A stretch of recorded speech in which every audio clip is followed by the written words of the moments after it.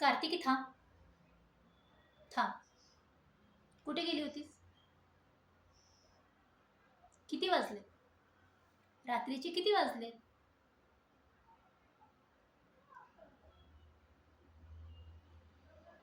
नाही, मी जाब नाही विचारत. तुझी काळजी करून करून आई न खाय करता पिता झोपली म्हणून मी विचारते आणि म्हणून मी थांबली. अगं, आपल्याला उशीर होणार असेल तर एखादा कॉल मेसेज करून सांगावा माणसाने. तुला माहिती आई किती काळजी करत होती ते?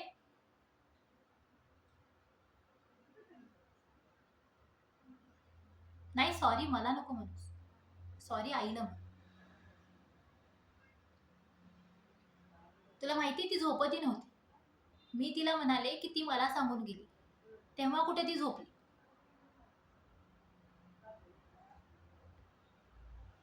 बर, ठीक आहे. ठीक आहे. ठीक आहे ना. तू काही खाल्लेस का?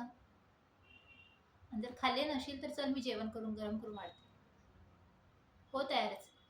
फक्त मायक्रोवेव्ह मध्ये गरम करायचं आणि वाढायचं.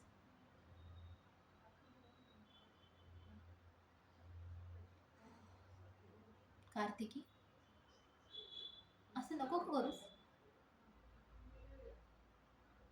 तुला माहिती आहे ना, आईनं आपल्या दोघांना किती कष्टाने वाढवले.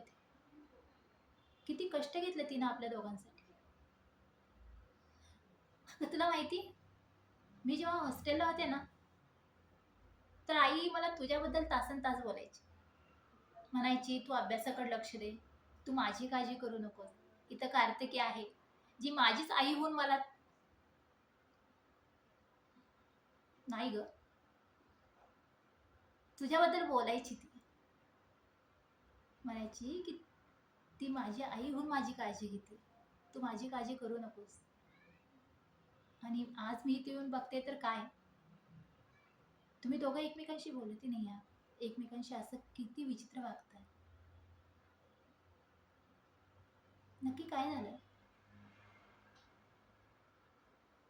आणि हे असं का?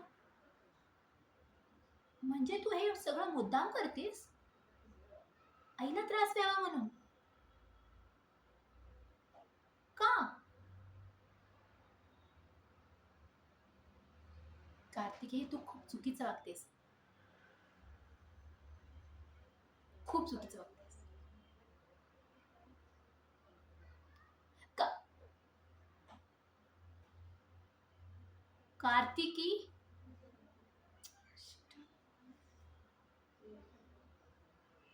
असं काय घडलं या दोघींमध्ये की असं वागतंय?